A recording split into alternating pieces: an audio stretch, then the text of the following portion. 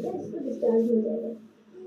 उस दिन ना मेरे चेहरे पर इतनी खुशी थी ना, ऐसे अलग ही चमक थी। पापा बाहर वेट कर रहे हैं, मैं बैठी हूँ, मम्मी बात कर रही है किसी से। मैंने घर पे ना एक इंसान को फोन करके बताया मैं आ रही हूँ, मेरे लिए ये खाना बनेगा। उतने में मम्मी को एक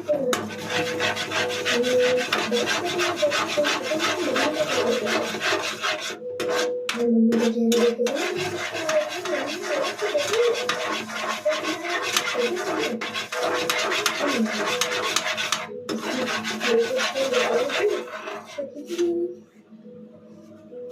तो वो डर गई, एकदम से बैठ गई नीचे, मेरे चेहरे की चमक उड़ गई, दिल सुन पड़ गया जैसे। मैं इतना जानती नहीं थी उसको, लेकिन वो मेरी उम्र का था ना, ऐसे कैसे हो सकता है? मुझे भी डेंगू था, ऐसे कैसे हो सकता है? बीमारी तो एक ही थी ना उन दोनों को, तो उसके साथ इतना बुरा क्यों और मेरे साथ इतना अच्छा क्यों? मैं बहुत सोच रही थी। मम्मी ने कहा कि बेटा अभी अभी ठीक हो जाओ, ज्यादा टेंशन मत लो, किस्मत की बात होती है। अभी किस्मत जो ऐसे पलटती है, ऐसे उसको कैसे विश्वास कर लूं मैं बहुत डरी हुई थी। घर गई, घर पे सब डरे हुए हैं, मुझे गले लगा रहे, दादी रो रही है, बोल रही है कह रहे हमारी बच्ची तो सुरक्षित है, सब डरे हुए हैं। और मैं घर बैठ कर बस ये सोच रही हूँ कि अगर गलती से होकर उसकी जगह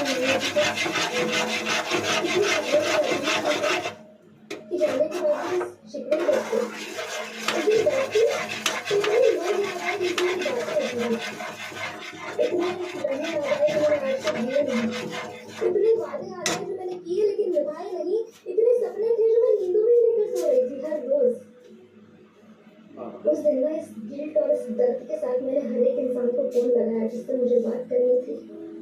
सबसे पहला कॉल मैं प्रिया को लगाया, उसे बताया मैंने कि कैसे उसके बिना जिया हुआ एक भी पल जिया हुआ लगा ही नहीं, कि कैसे उसके बिना कोई मेरे लिए मीटिंग नहीं कराता क्योंकि सपनों के लिए कोई तैयारी नहीं था। उसे बताया कि कैसे मैंने मैगी खाना छोड़ दिया क्योंकि कोई और मैगी शेयर ही नहीं करता। तैयार। उसने मुझे बताया कि उसे मेरी बहुत याद आई, हमने बहुत देर बाद देखी थी, 2 महीनों तक बात नहीं हुई थी हमारी, 2 मिनट में शिकवे मिटा दिए थे आपने। इस कहानी में उसके जाने के बाद मुझे एक चीज तो समझ आई कि आप जिंदगी से ना कभी बार्गेन नहीं कर सकते।